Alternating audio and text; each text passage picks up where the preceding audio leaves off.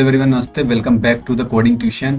आज यहाँ पे हम ऑपरेटिंग सिस्टम को डिस्कस करने वाले हैं। ठीक है, इसके जो भी इम्पोर्टेंट पॉइंट्स हैं, जो भी इम्पोर्टेंट थ्योरीज एक्सप्लेनेशन है, इतने आसान शब्दों में हम इसको एक्सप्लेनेशन करेंगे क्योंकि ये कोई वीडियो लेक्चर नहीं होने वाला है ना। ये एकदम सिंपल पॉडकास्ट है हमारे और एआई के बीच में, जो कि इससे पहले शायद ही आपने कहीं देखा होगा। और ये बहुत ही मज़ेदार होने वाला है। बहुत ही आसान शब्दों में आप चीज़ों को समझ रहे होंगे। आपको इसके लिए वीडियो देखने की कोई ज़रूरत नहीं है। नोट्स वगैरह की टेंशन मत लेना, वो सब आपको वेबसाइट पे मिल जाएंगे। जाके आप एक बार इंस्टॉल कर सकते हो, पूरी चीज़ें देख सकते हो, पढ़ सकते हो। ठीक है, यहाँ पे तो आपको सिंपल इतना करना है, आप कहीं बैठ जाओ, लेट जाओ, जो करना है करो, बस दिमाग खुला रखो, कान खुला रखो, है ना। अपने ब्लूटूथ डिवाइस को कनेक्ट करो और सुनना चालू करो। बहुत ही मज़ेदार कहानी। ठीक है, तो चलो स्टार्ट करते हैं। याद रखना, इससे आप सभी जवाब जो है आपको मेमोराइज जाएंगे। आपको कोई भी प्रेशर लेने की, टेंशन लेने की ज़रूरत ही नहीं पड़ेगी। तो चलो स्टार्ट करते हैं फटाफट से हम लोग ऑपरेटिंग सिस्टम। ठीक है, तो हम स्टार्ट करते हैं। जैसा कि हम ऑपरेटिंग सिस्टम के फंडामेंटल्स देख रहे हैं, तो सबसे पहला जो सवाल यही है कि ऑपरेटिंग सिस्टम क्या होता है, क्या इसके फंक्शंस हैं। अरे वाह, ऑपरेटिंग सिस्टम के फंडामेंटल्स। अरे ये तो बहुत आसान है। तुम ऐसे समझो कि ऑपरेटिंग सिस्टम तुम्हारे कंप्यूटर का बॉस है। जैसे घर में मम्मी पापा होते हैं ना, जो सब कुछ संभालते हैं, वैसे ही ऑपरेटिंग सिस्टम कंप्यूटर को संभालता है।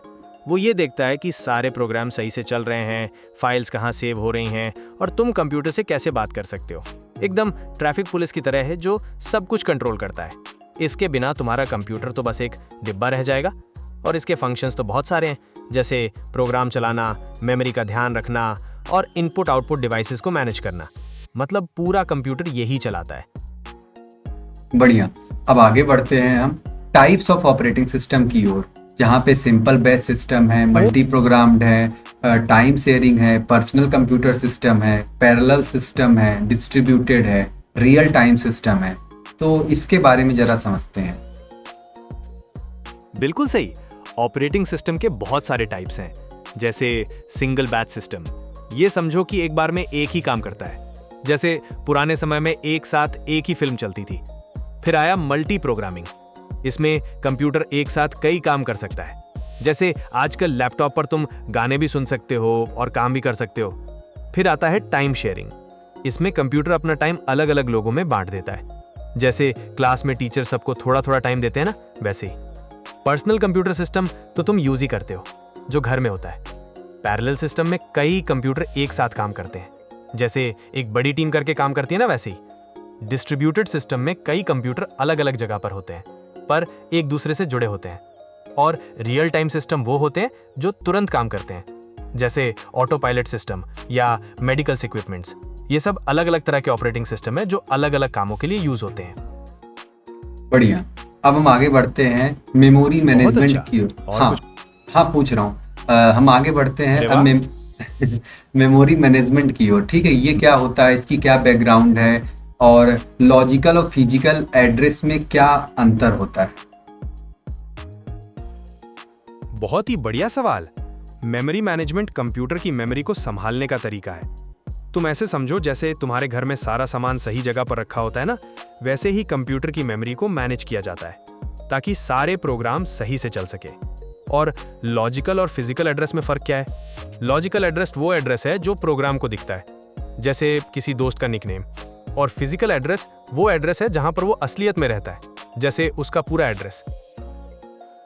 बढ़िया, और स्वैपिंग क्या होती है, कंटिग्यूअस एलोकेशन क्या होता है। स्वैपिंग मतलब मेमोरी के डेटा को अदला बदली करना, जैसे तुम अपने खिलौने दोस्त के साथ अदला बदली करते हो ना, वैसे ही। और कंटिग्यूअस एलोकेशन मतलब मेमोरी में लगातार जगह देना, जैसे लाइब्रेरी में किताबें एक साथ रखी होती है ना, वैसे ही। इससे कंप्यूटर को डेटा ढूंढने में आसानी होती है। बढ़िया, पेजिंग और सेगमेंटेशन क्या होता हाँ, है। सेगमेंटेशन में कंप्यूटर की मेमोरी को अलग अलग हिस्सों में यानी सेगमेंट्स में बांट देते हैं। जैसे एक बड़े कमरे को छोटे छोटे कमरों में बांट देते हैं ना, वैसे ही। इससे प्रोग्राम को मेमोरी मैनेज करने में आसानी होती है और डेटा सुरक्षित रहता है। पेजिंग क्या होता है। पेजिंग भी मेमोरी मैनेजमेंट का एक तरीका है। इसमें मेमोरी को छोटे छोटे बराबर टुकड़ों में बांट देते हैं, जिन्हें पेज कहते हैं। जैसे किताब के पेज होते हैं ना, वैसे ही। और प्रोग्राम को भी पेज के हिसाब से डिवाइड कर देते हैं। इससे मेमोरी का यूज अच्छे से होता है और कंप्यूटर तेजी से काम करता है। बढ़िया। वर्चुअल मेमोरी क्या होती है, जैसे इसमें demand paging, page replacement algorithms? Virtual memory एक कमाल की चीज है। ये कंप्यूटर को ऐसा लगता है कि उसके पास बहुत सारी मेमोरी है, भले ही असलियत में कम हो। जैसे तुम कम जगह में बहुत सारा सामान रख लेते हो ना, वैसे ही इसमें डिमांड पेजिंग होती है, यानी पेज की जरूरत पड़ने पर ही उसे लोड करते हैं। और पेज रिप्लेसमेंट एल्गोरिदम्स वो तरीके हैं जिनसे ये तय होता है कि कौन से पेज को मेमोरी से हटाना है ताकि नए पेज को जगह मिल सके। ये ओवरऑल परफॉर्मेंस को बढ़ाता है। बढ़िया। तो इसमें जो है, अगर मैं बात बिल्कुल करूं, सही। थ्रैशिंग क्या होता है? थ्रैशिंग पता है क्या है? जब कंप्यूटर बहुत ज्यादा मेमोरी यूज करने लगता है और पेजेस को बार बार अदला बदली करने लगता है, तो उसे थ्रैशिंग कहते हैं। जैसे तुम एक साथ बहुत सारे काम करने की कोशिश करो और कुछ भी ठीक से ना कर पाओ, वैसे ही इससे कंप्यूटर की स्पीड कम हो जाती है और वो ठीक से काम नहीं कर पाता। बढ़िया। अब चलो हम कुछ क्वेश्चंस आंसर की ओर डिस्कस करते हैं, जो कि आप इनको अच्छे से, है ना, इस तरह से बताना ताकि एक बच्चा इनको 5-6 पॉइंट में इनके आंसर लिख पाए, या फिर ऐसे 4-5 लाइन में। ठीक है? बिल्कुल, जरूर। मैं कोशिश करूंगा कि आसान शब्दों में समझा दूं ताकि बच्चे भी आसानी से लिख सकें। पूछो, क्या सवाल है? पहला question is, what is the role of operating system? Operating system तुम्हारे कंप्यूटर का मैनेजर है।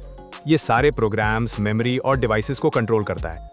जैसे घर में सब कुछ मैनेज होता है ना, वैसे ही ये कंप्यूटर को यूज करना आसान बनाता है और ये देखता है कि सारे काम ठीक से हों और कोई गड़बड़ ना हो। इसके बिना तुम कंप्यूटर को चला ही नहीं सकते। और अगला क्वेश्चन है, differentiate between multi programming and time sharing system? Multi programming में कंप्यूटर एक साथ कई प्रोग्राम्स चलाता है, जैसे तुम मल्टीटास्किंग करते हो ना, वैसे ही। और टाइम शेयरिंग में कंप्यूटर अपना टाइम अलग अलग यूजर्स के बीच में बांट देता है, जैसे सबको थोड़ा थोड़ा टाइम मिलता है ना, वैसे ही। Multi programming main focus resource utilization पर होता है और टाइम शेयरिंग में यूजर इंटरेक्शन पर ध्यान दिया जाता है। दोनों कंप्यूटर को एफिशिएंट बनाते हैं, पर अलग अलग तरीकों से। Logical and physical address space में हम 5 पॉइंट डिफरेंस क्या बता सकते हैं? देखो, लॉजिकल एड्रेस वो है जो प्रोग्राम को दिखता है, जैसे किसी चीज का कोड। और फिजिकल एड्रेस वो एड्रेस है जहां वो असलियत में स्टोर है, जैसे कंप्यूटर की मेमोरी। लॉजिकल एड्रेस वर्चुअल होता है और फिजिकल एड्रेस रियल होता है। लॉजिकल एड्रेस को प्रोग्राम जनरेट करता है और physical address memory management unit देता है। लॉजिकल एड्रेस कई प्रोसेस के लिए सेम हो सकता है, पर फिजिकल एड्रेस हमेशा अलग अलग होता है। लॉजिकल एड्रेस प्रोग्रामिंग में यूज होता है और फिजिकल एड्रेस मेमोरी मैनेजमेंट में यूज होता है। बढ़िया। स्वैपिंग क्या होती है और ये सिस्टम परफॉर्मेंस को कैसे इंप्रूव करती है? स्वैपिंग मतलब मेमोरी के डेटा को अदला बदली करना है। जैसे जब मेमोरी कम पड़ती है तो कुछ डेटा को हार्ड डिस्क पे भेज देते हैं और जरूरत पड़ने पर वापस ले आते हैं। इससे कंप्यूटर ज्यादा प्रोग्राम्स चला पाता है और वर्चुअल मेमोरी का अच्छे से यूज होता है। ये सिस्टम परफॉर्मेंस को बढ़ाता है क्योंकि मेमोरी का बेहतर यूटिलाइजेशन होता है और कंप्यूटर मल्टीटास्किंग सही से कर पाता है। पेजिंग और सेगमेंटेशन में क्या डिफरेंसेस होते हैं? पेजिंग में मेमोरी को छोटे छोटे बराबर टुकड़ों में बांटते हैं, जिन्हें पेज कहते हैं, और सेगमेंटेशन में मेमोरी को अलग अलग हिस्सों में यानी सेगमेंट्स में बांटते हैं। पेजिंग में साइज फिक्स होता है और सेगमेंटेशन में साइज वेरिएबल होता है। पेजिंग से मेमोरी यूटिलाइजेशन अच्छा होता है और सेगमेंटेशन से प्रोटेक्शन ज्यादा मिलती है। दोनों मेमोरी मैनेजमेंट के तरीके हैं, पर दोनों के फायदे अलग अलग हैं।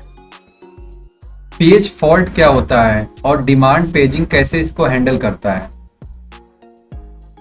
पेज फॉल्ट का मतलब है जब प्रोग्राम को किसी पेज की जरूरत पड़ती है और वो मेमोरी में नहीं होता, जैसे तुम कोई चीज ढूंढ रहे हो और वो तुम्हें ना मिले। डिमांड पेजिंग इस स्थिति को हैंडल करती है। जब पेज फॉल्ट होता है तो कंप्यूटर उस पेज को मेमोरी में लोड करता है और प्रोग्राम को चलने देता है। इससे कंप्यूटर ज्यादा मेमोरी यूज कर पाता है और परफॉर्मेंस बेहतर होती है।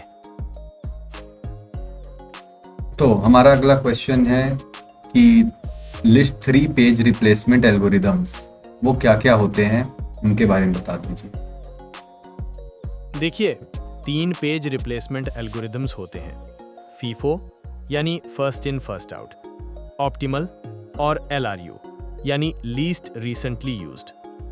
फीफो में जो पेज सबसे पहले आता है वो सबसे पहले बाहर निकलता है ऑप्टिमल में वो पेज रिप्लेस होता है जो सबसे देर तक यूज नहीं होगा, और LRU में जो पेज सबसे पहले यूज नहीं हुआ था वो रिप्लेस होता है। समझे आप? बढ़िया।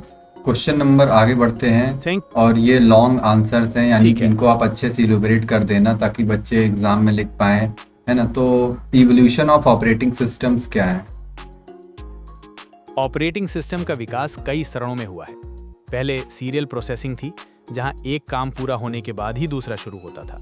फिर बैच प्रोसेसिंग आई, जिसमें एक जैसे कामों को एक साथ प्रोसेस करते थे। इसके बाद मल्टी प्रोग्रामिंग आई, जिससे एक साथ कई प्रोग्राम चल सकते थे। और टाइम शेयरिंग सिस्टम आए, जिससे यूजर्स एक साथ कंप्यूटर यूज कर सकते थे। आजकल हम डिस्ट्रीब्यूटेड सिस्टम्स और मोबाइल ऑपरेटिंग सिस्टम यूज करते हैं, जो और भी एडवांस्ड हैं। बढ़िया। और एक्सप्लेन पेजिंग। पेजिंग एक तकनीक है जिसमें मेमोरी को छोटे छोटे टुकड़ों में बांट देते हैं, जिसे पेज कहते हैं। इससे मेमोरी को अच्छे से इस्तेमाल कर सकते हैं और प्रोग्राम्स एक साथ चल सकते हैं। ये वर्चुअल मेमोरी को मैनेज करने में मदद करता है, जिससे कंप्यूटर ज़्यादा प्रोग्राम्स हैंडल कर सकता है। और सेगमेंटेशन जो है क्या होता है, और ये पेजिंग से अलग कैसे है?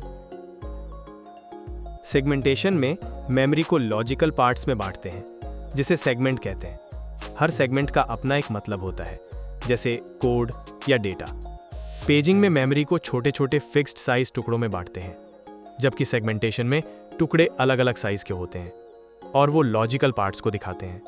दोनों का मकसद मेमोरी को अच्छे से मैनेज करना है, लेकिन उनके तरीके अलग हैं। और थ्रैशिंग क्या होती है, और explain the working set model to prevent it. Thrashing एक सिचुएशन है जब कंप्यूटर बिजी तो रहता है, लेकिन काम कम कर पाता है, क्योंकि वो बार बार मेमोरी से डेटा ट्रांसफर करता रहता है। वर्किंग सेट मॉडल इसमें मदद करता है। ये देखता है कि प्रोग्राम को कौन से पेजेस की जरूरत है और उनको मेमोरी में रखता है। इससे बार बार डेटा ट्रांसफर करने की जरूरत नहीं पड़ती और कंप्यूटर सही से काम कर सकता है। बढ़िया। तो चलो फिर आगे बढ़ते हैं अगले यूनिट की तरफ। और हम लोग इसी तरह एकदम जिस तरह समझ रहे थे, काफ़ी अच्छा लगा और काफ़ी चीज़ें में समझ में भी आ गई। तो अब आगे बढ़ते हैं, ठीक है? जरूर, हम अगले यूनिट की तरफ बढ़ते हैं। मैं आपके सवालों के जवाब देने के लिए तैयार हूं। हमारा ये अगला यूनिट है process management and CPU scheduling. तो सबसे पहली बात, प्रोसेस क्या होता है और जो है इसके स्टेट्स क्या क्या होते हैं, आप बता दीजिए। प्रोसेस एक प्रोग्राम होता है जो एग्जीक्यूट हो रहा होता है। इसकी कई स्टेट्स होती हैं, जैसे न्यू यानी नया प्रोसेस बन रहा है, रेडी यानी एग्जीक्यूट करने के लिए तैयार है, यानी अभी चल रहा है, वेटिंग यानी किसी इनपुट आउटपुट का इंतजार कर रहा है, और टर्मिनेटेड यानी प्रोसेस पूरा हो चुका है। ये अलग अलग स्टेट्स प्रोसेस की लाइफ साइकिल को दिखाती हैं। अगर मैं किसी रियल लाइफ एग्जांपल साथ एक दोस्त की तरह तुम मुझे अगर समझाना चाहो तो कैसे बता सकते हो, क्या है ये प्रोसेस स्टेट्स? दोस्त, जैसे तुम कोई काम करना शुरू करते हो, पहले तुम प्लान करते हो, वो हुआ न्यू। फिर तुम तैयार होते हो, वो हुआ रेडी। फिर तुम काम करना शुरू करते हो, वो हुआ रनिंग। बीच में अगर तुम्हें किसी चीज का इंतजार करना पड़े, वो हुआ वेटिंग। और आखिर में जब तुम्हारा काम पूरा हो जाता है, वो हुआ टर्मिनेटेड। वैसे ही प्रोसेस के साथ होता है। समझ गए तुम? तो इनके कंपोनेंट क्या होते हैं? जैसे प्रोसेस के इसमें लिखा है कि text section, program counter, stack, data section, heap, ये सब कैसे समझूं मैं? ये कंपोनेंट्स प्रोसेस के अलग अलग हिस्से होते हैं। टेक्स्ट सेक्शन में प्रोग्राम का कोड होता है। प्रोग्राम काउंटर ये बताता है कि अगला कौन सा इंस्ट्रक्शन एग्जीक्यूट होगा। स्टैक में फंक्शन की जानकारी होती है, और डेटा सेक्शन में ग्लोबल वेरिएबल्स होते हैं, और हीप में डायनेमिक मेमोरी होती है। ये सब मिलकर प्रोसेस को चलाते हैं। बढ़िया। प्रोसेस शेड्यूलिंग क्या होता है और शेड्यूलर्स क्या होते हैं? प्रोसेस शेड्यूलिंग एक तकनीक है जिससे कंप्यूटर तय करता है कि कौन सा प्रोसेस कब और कितनी देर के लिए सीपीयू को यूज करेगा। शेड्यूलर्स वो प्रोग्राम्स होते हैं जो इस डिसीजन को लेते हैं, जैसे लॉन्ग टर्म शेड्यूलर जो मेमोरी में प्रोसेस लोड करता है, शॉर्ट टर्म शेड्यूलर जो सीपीयू के लिए प्रोसेस चुनता है, और मीडियम टर्म शेड्यूलर जो प्रोसेसेस को स्वैप करता है। ये सब मिलकर सिस्टम को सही से चलाने में मदद करते हैं। और ऑपरेशंस क्या होते हैं जब प्रोसेस चलता है, जैसे क्रिएशन, टर्मिनेशन, कम्युनिकेशन? प्रोसेस पर कई ऑपरेशंस होते हैं, जैसे क्रिएशन, जिसमें एक नया प्रोसेस बनाया जाता है, टर्मिनेशन, जब प्रोसेस पूरा हो जाता है, कम्युनिकेशन, जब प्रोसेसेस आपस में बात करते हैं, और सिंक्रोनाइजेशन, जब प्रोसेसेस एक साथ काम करते हैं। ये सब प्रोसेस मैनेजमेंट के जरूरी हिस्से हैं। अब समझते हैं एकदम आसान भाषा में एग्जांपल के साथ कि सीपीयू शेड्यूलिंग क्या होता है, प्रीएम्प्टिव नॉन प्रीएम्प्टिव क्या होता है, एकदम बेसिक एग्जांपल के साथ। सीपीयू शेड्यूलिंग का मतलब है कि कंप्यूटर सीपीयू का यूज अलग अलग प्रोग्राम्स के बीच कैसे ही बांटता है। प्रीएम्प्टिव शेड्यूलिंग में कंप्यूटर बीच में ही एक प्रोग्राम को रोककर दूसरे प्रोग्राम को सीपीयू दे सकता है। जैसे अगर कोई जरूरी काम आ जाए तो वो पहले वाले काम को रोककर उसे करने लगता है। और नॉन प्रीएम्प्टिव शेड्यूलिंग में एक प्रोग्राम जब तक खुद नहीं चुकता तब तक वो सीपीयू यूज करता रहता है, भले ही कोई जरूरी काम आ जाए। जैसे अगर तुम कोई किताब पढ़ रहे हो तो जब तक तुम खुद नहीं चुकते तब तक पढ़ते रहते हो। बढ़िया। और सीपीयू शेड्यूलिंग क्राइटेरिया क्या होता है, जैसे सीपीयू यूटिलाइजेशन, थ्रूपुट क्या होता है, turn around time, waiting time, response time? इसका एग्जांपल लेके समझा दो रियल लाइफ। जैसे मान लो तुम दोस्तों के साथ कोई गेम खेल रहे हो। सीपीयू यूटिलाइजेशन का मतलब है कि गेम खेलने में तुम कितना समय लगाते हो। थ्रूपुट का मतलब है कि तुम कितनी देर में कितने गेम्स खेल लेते हो। टर्न अराउंड टाइम है कि गेम शुरू करने से लेकर खत्म करने तक कितना समय लगा। वेटिंग टाइम है कि तुम्हें गेम खेलने से पहले कितना इंतजार करना पड़ा। और रिस्पॉन्स टाइम है कि तुम्हें गेम शुरू होने का पहला जवाब कितनी देर में मिला। वैसे ही कंप्यूटर भी अलग अलग प्रोग्राम्स को मैनेज करता है। समझ गए तुम? हाँ, बढ़िया। अच्छा, अब आगे डिस्कस करते हैं शेड्यूलिंग एल्गोरिदम्स के बारे में, जैसे FCFS, SJF, priority scheduling, round first come first serve. हाँ। ये शेड्यूलिंग का सबसे सरल तरीका है। इसमें जो प्रोसेस पहले आता है उसे पहले सीपीयू मिलता है। जैसे अगर तुम लाइन में लगे हो तो जो पहले आता है उसे पहले सर्विस मिलती है। वैसे ही इसमें भी होता है। ये बहुत आसान है, लेकिन कभी-कभी इसमें लंबे प्रोसेस की वजह से छोटे प्रोसेसेस को इंतजार करना पड़ता है, जिसे स्टारवेशन कहते हैं। बढ़िया। क्लियर है ना? आगे हम बढ़ते हैं, जैसे कि शॉर्टेज जॉब फर्स्ट, इसको कैसे समझे? प्रायोरिटी शेड्यूलिंग, राउंड रॉबिन और मल्टी लेवल क्यू शेड्यूलिंग, इनको कैसे एकदम आसान भाषा में एग्जांपल के साथ समझे? शॉर्टेस्ट जॉब फर्स्ट में जो काम सबसे छोटा होता है उसे पहले किया जाता है। जैसे अगर तुम्हें कई काम करने हैं तो तुम पहले वो काम करोगे जो जल्दी खत्म हो सकता है। इससे टोटल टाइम बचता है। प्रायोरिटी शेड्यूलिंग में जिस प्रोसेस की प्रायोरिटी ज्यादा होती है उसे पहले किया जाता है। जैसे किसी इमरजेंसी केस में सबसे पहले उसे ही हैंडल करते हैं। राउंड रॉबिन शेड्यूलिंग में हर प्रोसेस को थोड़ा थोड़ा टाइम मिलता है। जैसे क्लास में हर बच्चे को बोलने का मौका मिलता है। इससे सबको थोड़ा टाइम मिलता है और वो कोई इंतजार नहीं करता। और मल्टी लेवल क्यू शेड्यूलिंग में प्रोसेसेस को अलग अलग क्यू में रखा जाता है उनकी प्रायोरिटी के हिसाब से। जैसे अलग अलग काउंटर्स पर अलग अलग काम होते हैं। इससे सिस्टम को अच्छे से मैनेज किया जा सकता है। बढ़िया। मल्टीपल प्रोसेसर शेड्यूलिंग क्या होता है, जिसमें लोड शेयरिंग है, एसिमेट्रिक मल्टी प्रोसेसिंग है और सिमेट्रिक मल्टी प्रोसेसिंग है। मल्टीपल प्रोसेस शेड्यूलिंग में कई प्रोसेसर्स एक साथ काम करते हैं। लोड शेयरिंग में सबको अलग अलग प्रोसेसर्स के बीच बांटा जाता है ताकि सब एक साथ काम कर सकें। एसिमेट्रिक मल्टी प्रोसेसिंग में एक प्रोसेसर सारे डिसीजंस लेता है और बाकी प्रोसेसर्स सिर्फ काम करते हैं। सिमेट्रिक मल्टी प्रोसेसिंग में सभी प्रोसेसर्स बराबर होते हैं और अपने डिसीजंस खुद लेते हैं। इससे सिस्टम ज़्यादा पावरफुल होता है और अच्छे से काम कर पाता है। जैसे अगर तुम टीम में काम कर रहे हो तो हर कोई अपनी जिम्मेदारी संभालता है।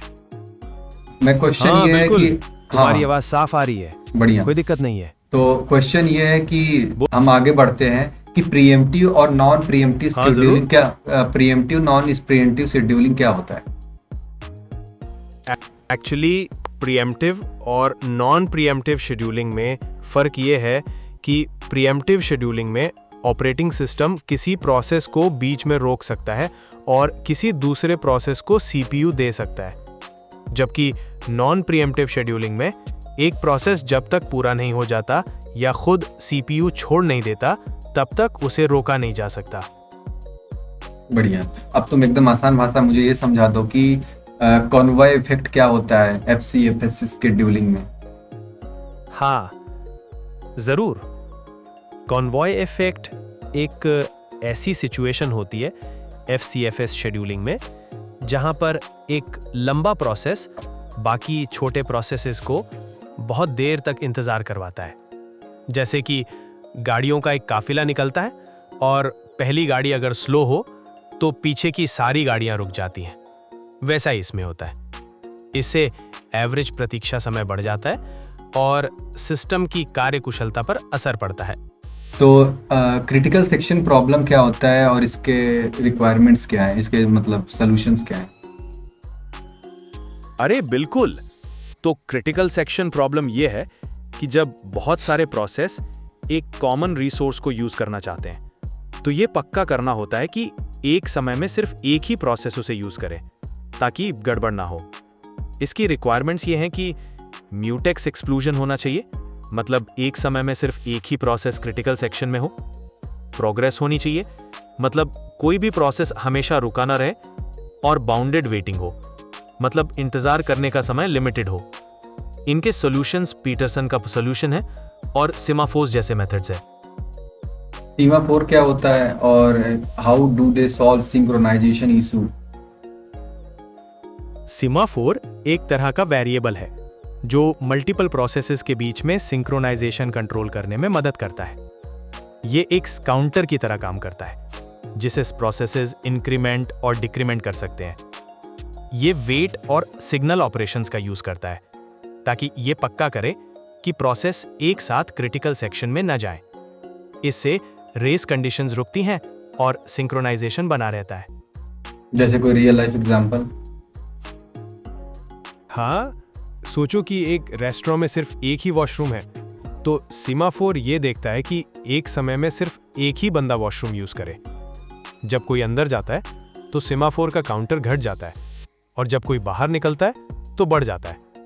इससे ये पक्का होता है कि कोई दूसरा बंदा तब तक इंतजार करता रहेगा जब तक कि वॉशरूम खाली ना हो जाए। और प्रोड्यूसर कंज्यूमर प्रॉब्लम सीमाफोर के साथ कैसे एक्सप्लेन किया जाए? ओके, तो प्रोड्यूसर कंज्यूमर प्रॉब्लम यह है कि एक प्रोड्यूसर प्रोसेस है जो कुछ बना रहा है और एक कंज्यूमर प्रोसेस है जो उसे यूज कर रहा है, और वो दोनों एक कॉमन बफर यूज करते हैं। सेमाफोर यहां इसलिए मदद करता है ताकि प्रोड्यूसर और कंज्यूमर एक दूसरे के काम में दखल न दें। जैसे एक सेमाफोर गिनता है कि बफर में कितनी जगह खाली है और दूसरा गिनता है कि कितने आइटम्स प्रोड्यूस हो चुके हैं। इससे दोनों अपने काम को सही तरीके से करते हैं। बढ़िया। और अगला क्वेश्चन ये है कि एफसीएफएस, एसजेएफ और राउंड रॉबिन, प्रायोरिटी, इन सब की कैसे एग्जांपल से एकदम आसान भाषा में समझ लिया जाए ताकि बच्चे इनके 5-5, 6-6 पॉइंट लिख पाए एग्जाम में? एफसीएफएस यानी पहले आओ पहले सेवा पाओ। ये बिल्कुल लाइन में लगने जैसा है। जो पहले आएगा उसे पहले सर्विस मिलेगी।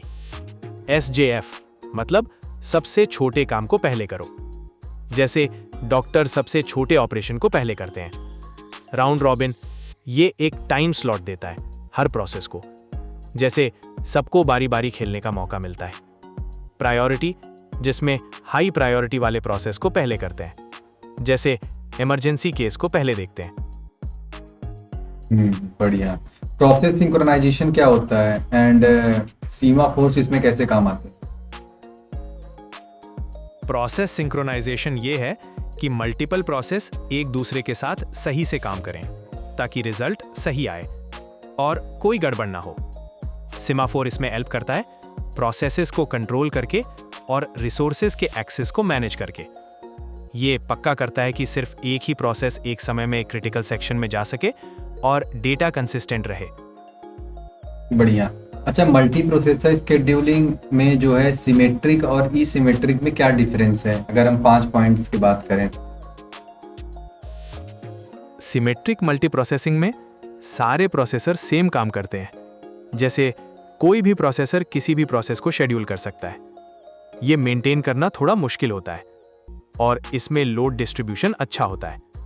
जबकि एसिमेट्रिक मल्टी प्रोसेसिंग में एक प्रोसेसर मास्टर होता है और बाकी सारे स्लेव। मास्टर ही सारे डिसीजन लेता है और इसे मैनेज करना आसान होता है। इसमें मास्टर प्रोसेसर पर ज्यादा लोड पड़ता है। बढ़िया है। अब हम अगले यूनिट की तरफ बढ़ते हैं, जो है क्वेश्चन आंसर की तरफ। इसी यूनिट की जो है क्वेश्चन आंसर की ओर बढ़ रहे हैं, ठीक है। तो सबसे पहला चीज तो ये है कि प्रीएम्प्टिव और नॉन प्रीएम्प्टिव शेड्यूलिंग में अगर हम 5 पॉइंट डिफरेंस की बात करें तो क्या क्या हो?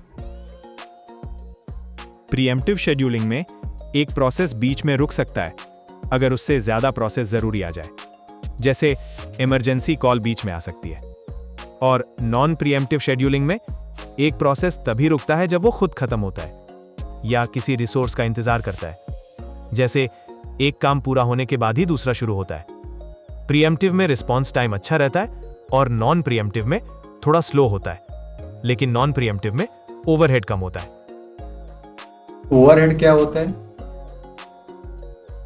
ओवरहेड का मतलब यह है कि प्रोसेस को स्विच करने के लिए जो एक्स्ट्रा टाइम और रिसोर्सेज लगते हैं उसे कहते हैं। जैसे कॉन्टेक्स्ट स्विच करने में टाइम और मेमोरी लगती है। प्रीएम्प्टिव में ये ओवरहेड ज्यादा होता है क्योंकि प्रोसेस बार बार स्विच होते रहते हैं, और नॉन प्रीएम्प्टिव में ये कम होता है क्योंकि प्रोसेस एक बार शुरू होकर पूरा होता है। ये तो बढ़िया समझ में आ गया। अच्छा, अब आगे बढ़ते हैं अगले क्वेश्चन की ओर। ओके, ठीक है, बताओ। तो हम अब यूनिट 3 की ओर बढ़ रहे हैं, जिसमें डेडलॉक के बारे में बात करेंगे, है ना। तो चलो इनके क्वेश्चंस डिस्कस करते हैं कि डेडलॉक क्या होता है। सबसे पहले चीज तो डेडलॉक होता क्या है, इसको कैसे समझा जाए एकदम आसान शब्दों में? डेडलॉक एक ऐसी सिचुएशन होती है जब दो या ज्यादा प्रोसेस एक दूसरे के रिसोर्सेज का इंतजार करते रह जाते हैं और कोई भी आगे नहीं बढ़ पाता है। जैसे दो गाड़ियां रास्ते में फंस जाएं और कोई भी आगे नहीं जा सके। इसमें प्रोसेसेस के पास जो रिसोर्सेज होते हैं उन्हें वो छोड़ते नहीं है और दूसरों के लिए इंतजार करते रहते हैं, और इस वजह से सिस्टम रुक जाता है। इसमें रिसोर्स लिखा है रिसोर्स एलोकेशन ग्राफ। ये क्या होता है? नोड्स, एजेस और deadlock detection rule, detection algorithm, ये सब क्या? रिसोर्स एलोकेशन ग्राफ एक ग्राफ होता है जो ये दिखाता है कि कौन सा प्रोसेस कौन से रिसोर्स को यूज कर रहा है। इसमें नोड्स प्रोसेस और रिसोर्सेस को दिखाते हैं और एजेस रिक्वेस्ट और एलोकेशन को दिखाती हैं। अगर ग्राफ में कोई साइकिल बनती है तो डेडलॉक हो सकता है। इसे चेक करने के लिए डिटेक्शन रूल्स और एल्गोरिदम्स यूज करते हैं जो ये बताते हैं कि डेडलॉक है या नहीं। बढ़िया। हाँ, डेडलॉक के बारे में हम स्टडी कर रहे थे, जो है डेडलॉक के बारे में समझ रहे थे। तो डेडलॉक से रिकवर कैसे कर सकते हैं? डेडलॉक से रिकवर करने के लिए दो मेन तरीके हैं। एक है प्रोसेस टर्मिनेशन, यानी कुछ प्रोसेसेस को बीच में ही रोकना, और दूसरा है रिसोर्स प्रीएम्प्शन, यानी किसी प्रोसेस से रिसोर्स छीनकर दूसरे को देना ताकि डेडलॉक टूट जाए। समझ गए? बढ़िया। डेडलॉक होता क्या है और उसकी क्या क्या कंडीशंस होती हैं? यार, डेडलॉक ऐसा सिचुएशन है जब दो या ज्यादा प्रोसेस एक दूसरे का इंतजार करते रह जाते हैं। उनके पास जो रिसोर्स है वो किसी और प्रोसेस को चाहिए और उनको जो चाहिए वो किसी दूसरे के पास है। मतलब कोई काम नहीं हो पाता। इसकी 4 कंडीशंस है: mutual exclusion, hold and wait, no preemption और सर्कुलर वेट। जब ये चारों कंडीशन एक साथ होती हैं तभी डेडलॉक होता है। समझे? बढ़िया। और डिफरेंस क्या है? हाँ, डिफरेंस क्या है डेडलॉक प्रिवेंशन और अवॉइडेंस के बीच में? डेडलॉक प्रिवेंशन में हम पहले से ही कुछ कंडीशंस को रोक देते हैं ताकि डेडलॉक हो ही ना पाए, जैसे किसी एक कंडीशन को तोड़ देना। और डेडलॉक अवॉइडेंस में हम सिस्टम की स्टेट को मॉनिटर करते रहते हैं और ऐसे डिसीजंस लेते हैं जिससे डेडलॉक ना हो। इसमें हम सेफ स्टेट में रहने की कोशिश करते हैं। थोड़ा स्मार्ट तरीका है। समझ गए? बैंकर्स एल्गोरिदम क्या होती है? इसकी क्यों जरूरत पड़ी? ऐसा क्या समस्या था? बैंकर एल्गोरिदम एक तरीका है जिससे हम ये चेक कर सकते हैं कि सिस्टम सेफ स्टेट में है या नहीं। मतलब क्या हर प्रोसेस को उसके रिसोर्सेज मिलकर उसका काम पूरा हो सकता है। इसकी जरूरत इसलिए पड़ी ताकि डेडलॉक अवॉइड कर सके। मतलब सिस्टम हमेशा स्टेट में रहे जहां सब प्रोसेसेस अपना काम पूरा कर सके, किसी का कोई काम अटके नहीं, बस इसलिए जरूरी है। बढ़िया। और डेडलॉक प्रिवेंशन के जो समझ में? टेक्निक, हाँ, डेडलॉक प्रिवेंशन के जो टेक्निक्स हैं उसको कैसे समझा जाए रियल लाइफ एग्जांपल के साथ? डेडलॉक प्रिवेंशन को रियल लाइफ एग्जाम्पल से समझते हैं। मान लो तुम 4 दोस्त एक साथ खाना खा रहे हो और सिर्फ 2 चम्मच है। सब चाहते हैं कि चम्मच मिले, तो डेडलॉक से बचने के लिए तुम ये कर सकते हो कि या तो पहले कोई 2 लोग चम्मच ले, खा लें और फिर चम्मच वापस रख दे, या फिर पहले डिसाइड कर लो कि कौन पहले खाएगा और कौन बाद में। यानी रिसोर्सेस को पहले से एलोकेट कर दो। इससे कोई भूखा नहीं रहेगा और सब आराम से खा सकेंगे। बढ़िया है यार। और जो है 4 इसके जो थे वो टेक्निक्स कैसे लगा सकते हैं हम इसमें? जो 4 कंडीशंस थी उनको रोकने के लिए टेक्निक्स होती हैं। जैसे म्यूचुअल एक्सक्लूजन को रोकने के लिए रिसोर्सेज को शेयरेबल बनाओ ताकि एक से ज्यादा लोग एक साथ यूज कर सकें। होल्ड एंड वेट को रोकने के लिए सारे रिसोर्सेज पहले ही एलोकेट कर दो, या फिर कोई नया रिसोर्स लेने से पहले पुराने वाले को रिलीज करवाओ। नो प्रीएम्पशन को रोकने के लिए किसी प्रोसेस से रिसोर्स छीनने की परमिशन रखो, और सर्कुलर वेट को तोड़ने के लिए रिसोर्सेज को एक ऑर्डर में रिक्वेस्ट करने को कहो। इससे डेडलॉक कभी होगा ही नहीं। बढ़िया यार। अब हम अगले यूनिट की तरफ आगे बढ़ते हैं। यूनिट नंबर 4 है जो हमारा device management and storage system. तो डिवाइस मैनेजमेंट अप्रोचेस क्या होते हैं और क्या टेक्निक्स है, जो है अगर हम 5-6 पॉइंट्स में बात करें या मेथड्स की बात करें? डिवाइस मैनेजमेंट के लिए कई तरीके हैं। पहला है डेडिकेटेड डिवाइस, यानी एक डिवाइस सिर्फ एक प्रोसेस के लिए, जैसे प्रिंटर। दूसरा है शेयर्ड डिवाइस, जिसे सब यूज कर सकते हैं, जैसे स्टोरेज। तीसरा है वर्चुअल डिवाइस, जो एक फिजिकल डिवाइस को कई डिवाइस की तरह दिखाता है। चौथा है स्पूलिंग, जिसमें डेटा को पहले टेम्पररी जगह पे रखते हैं फिर प्रोसेस करते हैं। और पांचवा है बफरिंग, जिसमें डेटा को थोड़े थोड़े करके लेते देते रहते हैं ताकि स्पीड अच्छी रहे। और इनपुट आउटपुट डिवाइसेस क्या होते हैं?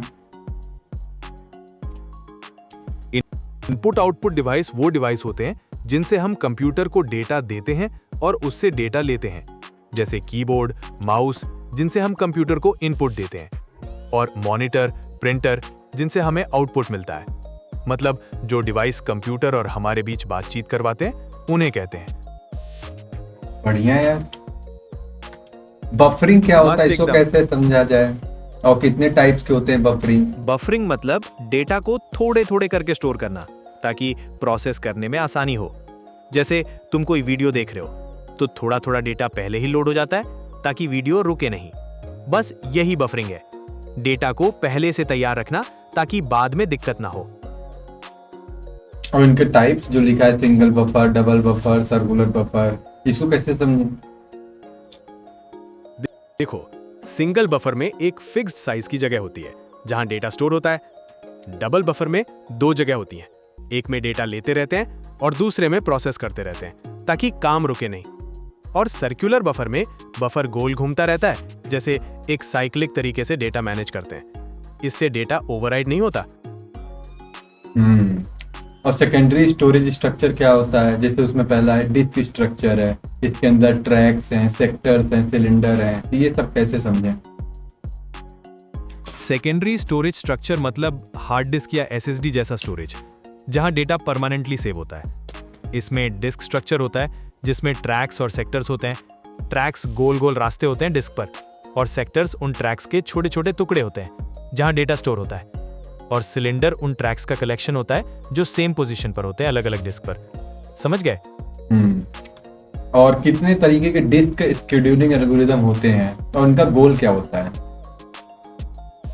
डिस्क शेड्यूलिंग एल्गोरिदम कई तरह के होते हैं, जैसे FCFS यानी first come first serve, SSTF यानी shortest seek time first, scan यानी एक डायरेक्शन में स्कैन करना, C स्कैन यानी एक डायरेक्शन में जाकर वापस दूसरी डायरेक्शन में आना, और लुक और C लुक। ये सब डिस्क की मूवमेंट को ऑप्टिमाइज करते हैं ताकि डेटा जल्दी मिल सके और सिस्टम अच्छे से काम करे। ये तो समझ में आ गया। अब हम इसके क्वेश्चन आंसर की ओर बढ़ रहे हैं, जिसमें क्वेश्चन नंबर 1 है, जरूर। कंपेयर डेडिकेटेड शेयर्ड बोल। एंड, हाँ बोल रहा हूँ, compare dedicated shared and virtual devices. 5 difference बता दो इसमें। ओके। डेडिकेटेड डिवाइस में एक डिवाइस सिर्फ एक प्रोसेस के लिए होती है, जैसे प्रिंटर, जबकि शेयर्ड डिवाइस को कई प्रोसेस यूज कर सकते हैं, जैसे स्टोरेज। और वर्चुअल डिवाइस एक फिजिकल डिवाइस को कई डिवाइस की तरह दिखाता है। डेडिकेटेड डिवाइस एक्सक्लूसिव यूज के लिए होती है, शेयर्ड डिवाइस को कई लोग शेयर करते हैं, और वर्चुअल डिवाइस फ्लेक्सिबिलिटी देता है। डेडिकेटेड डिवाइस में कॉन्फ्लिक्ट नहीं होता, शेयर्ड डिवाइस में कॉन्फ्लिक्ट हो सकता है जिससे मैनेज करना पड़ता है, और वर्चुअल डिवाइस रिसोर्स एलोकेशन को आसान बनाता है। डेडिकेटेड डिवाइस के एग्जांपल है प्रिंटर या टेप ड्राइव, शेयर्ड डिवाइस के एग्जांपल है हार्ड डिस्क या नेटवर्क कार्ड, और वर्चुअल डिवाइस के एग्जांपल है वर्चुअल प्रिंटर या वर्चुअल स्टोरेज। समझ गए? बढ़िया है। अच्छा, what is swap space and how does it work? Swap space एक तरह की स्टोरेज होती है जो कंप्यूटर की रैम की तरह काम करती है। अगर रैम भर जाए तो डेटा को स्वैप स्पेस में मूव कर दिया जाता है। ये हार्ड डिस्क या एसएसडी पर होती है। इससे कंप्यूटर ज्यादा प्रोग्राम्स चला सकता है, लेकिन ये रैम से स्लो होती है, इसलिए थोड़ा स्लो लग सकता है जब स्वैप स्पेस यूज होती है। ये एक तरह से एक्स्ट्रा मेमोरी का काम करती है। बढ़िया। अब हम बढ़ते हैं यूनिट 5 की ओर, जो कि हमारा फाइल सिस्टम है। तो सबसे पहले बात कि ऑपरेटिंग सिस्टम में अगर समझा जाए तो फाइल सिस्टम क्या होता है, जैसे इसमें organisation, access control, efficient storage. File system एक तरीका है जिससे कंप्यूटर डेटा को ऑर्गेनाइज करता है और मैनेज करता है, जैसे फाइल्स और फोल्डर्स को रखना ताकि उन्हें आसानी से ढूंढ सके। इसमें एक्सेस कंट्रोल भी होता है, जिससे पता चलता है कि कौन कौन सी फाइल को देख सकता है, और ये डेटा को एफिशिएंटली स्टोर करता है, जैसे एक लाइब्रेरी की तरह जहां सब कुछ व्यवस्थित रहता है। हमारा जो अगला टॉपिक है वो है फाइल सिस्टम। ये क्या होता है, जिससे organisation, access control, efficient storage. तो क्यों जरूरत पड़ती है, आसान भाषा में एग्जाम्पल के साथ समझा जाए तो? देखो भैया, फाइल सिस्टम का मतलब होला जैसे हमने लोग घर में सामान के करीने से राखिला, वैसे ही कंप्यूटर में फाइल के व्यवस्थित रखे खातिर फाइल सिस्टम की जरूरत पड़ेला। ई फाइल के ठीक से रखेला, ढूंढे में मदद करेला, और ये भी देखेला कि के कौन फाइल देख सकेला। आसान भाषा में कहल जाए तो ई फाइल के मैनेज करे वाला सिस्टम होखेला। और जो जनरल मोड्स होते हैं वो क्या क्या होते हैं? आमतौर पर फाइल सिस्टम के 3 मोड होला, रीड, राइट और एग्जीक्यूट। रीड मोड में खाली फाइल के पढ़ सकेला, राइट मोड में लिख सकेला, और एग्जीक्यूट मोड में फाइल के चला सकेला। कोनो फाइल सिस्टम में एक से ज़्यादा मोड भी हो सकेला, जैसे कि रीड राइट, माने पढ़ सकेला और लिख भी सकेला। तो जनरल मॉडल क्या होता है फाइल सिस्टम का, जैसे कि लेयर्ड आर्किटेक्चर के अंदर जो भी पॉइंट्स हैं उनको कैसे समझें? जनरल मॉडल का मतलब है कि फाइल सिस्टम को अलग अलग लेयर्स में बांटा जाता है। जैसे कि सबसे ऊपर एप्लीकेशन लेयर होती है जो यूजर्स और प्रोग्राम्स के साथ इंटरैक्ट करती है। फिर नीचे लॉजिकल फाइल सिस्टम लेयर होती है जो फाइल्स को मैनेज करती है। उसके नीचे वर्चुअल फाइल सिस्टम लेयर होती है जो अलग अलग फाइल सिस्टम को एक जैसा बनाती है। फिर डिवाइस ड्राइवर लेयर होती है जो हार्डवेयर से बात करती है, और सबसे नीचे हार्डवेयर लेयर होती है जहां फाइल्स एक्चुअली स्टोर होती हैं। ये लेयर्स मिलकर फाइल सिस्टम को काम करने में मदद करती हैं। बढ़िया है। तो अब हम इसके क्वेश्चन आंसर की तरफ हम बढ़ते हैं, है ना? चलो ठीक है, पूछो क्वेश्चन, हम जवाब देंगे मस्ती में। हाँ, कि लेयर्स क्या होती हैं जो फाइल सिस्टम मॉडल के हैं। जैसे इसमें लिखा है ना, symbolic file system, basic file system, access control verification, logical file system, physical file system. Layers मतलब अलग अलग काम करने वाले हिस्से। जैसे कि सिंबॉलिक फाइल सिस्टम, ये फाइल के नाम से काम करता है। बेसिक फाइल सिस्टम डेटा को पढ़ता और लिखता है। एक्सेस कंट्रोल वेरिफिकेशन ये देखता है कि कौन क्या देख सकता है। लॉजिकल फाइल सिस्टम फाइल को ऑर्गेनाइज करता है, और physical file system hard disk पर डेटा को रखता है। ये सब मिलकर फाइल सिस्टम को चलाते हैं। सीक्वेंशियल और डायरेक्ट फाइल एक्सेस मेथड में क्या डिफरेंस होता है, अगर हम 4 डिफरेंस की बात करें तो? सीक्वेंशियल और डायरेक्ट फाइल एक्सेस मेथड में ये 4 डिफरेंस होते हैं। सीक्वेंशियल में डेटा को एक के बाद एक पढ़ा जाता है, जबकि डायरेक्ट में आप सीधे किसी भी लोकेशन पर जा सकते हैं। सीक्वेंशियल धीमी होती है क्योंकि लाइन से पढ़ना पड़ता है, जबकि डायरेक्ट तेज होती है। सीक्वेंशियल में आपको पहले की लोकेशन पता होनी चाहिए, जबकि डायरेक्ट में आप सीधे जा सकते हैं। और सीक्वेंशियल में मेमोरी कम लगती है, जबकि डायरेक्ट में ज्यादा लगती है। बढ़िया यार, तुम तो गजब समझा रहे हो। अच्छा, व्हाट इज इनोड? धन्यवाद INOD? भाई, हम तो कोशिश करत हैं कि अच्छे से समझाई पाई। और क्या पूछना है आपको? हाँ, इनोड क्या होता है? INODE, जैसे होता है ना इंडेक्स नोड, तो ये क्या होता है? इसके बारे में अगर हम 5-6 पॉइंट्स में बात करें तो क्या चीजें हैं और समझे कैसे? इंडेक्स सीक्वेंशियल फाइल सिस्टम में हम डेटा को सीक्वेंशियली भी पढ़ सकते हैं और इंडेक्स का यूज करके डायरेक्ट भी एक्सेस कर सकते हैं। इसमें एक इंडेक्स टेबल होती है जो फाइल में डेटा के लोकेशन को ट्रैक करती है। इसके फायदे ये हैं कि ये तेज है, एफिशिएंट है और डायरेक्ट एक्सेस भी देती है। और इसमें डेटा को आसानी से अपडेट भी कर सकते हैं। ये बड़े डेटा सेट्स के लिए अच्छा होता है और डेटा को आसानी से एक्सेस भी कर सकता है। कंटिग्यूअस फाइल एलोकेशन क्या होता है और इसके एडवांटेज डिसएडवांटेज क्या हैं, अगर इसको एग्जांपल से समझे तो? कंटिग्यूअस फाइल एलोकेशन का मतलब है कि फाइल का पूरा डेटा मेमोरी में एक जगह पर रखा जाता है, जैसे कि एक पूरी लाइन में। इसके फायदे ये हैं कि ये डेटा को तेजी से एक्सेस कर सकता है और सिंपल होता है। लेकिन इसके नुकसान ये हैं कि इसमें फ्रेगमेंटेशन हो सकती है, मतलब जगह खाली रह सकती है और मेमोरी का पूरी तरह से यूज नहीं हो पाता। इसमें फाइल का साइज पहले से पता होना चाहिए, जो मुश्किल हो सकता है।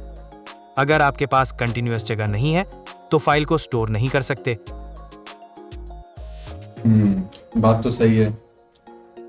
अब जो है हम बड़े क्वेश्चन की ओर बढ़ रहे हैं, जिसको और अच्छे से समझाना डीप में और आसान एग्जांपल के साथ।